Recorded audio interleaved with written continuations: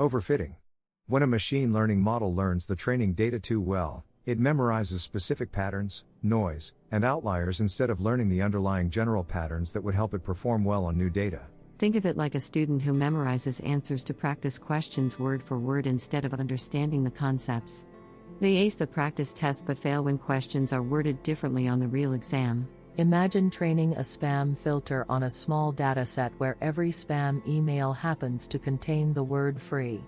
The model might classify any email with free as spam, even legitimate ones like feel free to call me, because it learned the training data's quirks rather than the broader concept of spam. This relates directly to training data quality and quantity. Overfitting matters because it creates models that appear highly accurate during training but fail in real-world deployment. It's one of the most common pitfalls in machine learning, leading to wasted resources and unreliable predictions when the model encounters data it hasn't seen before. Overfitting.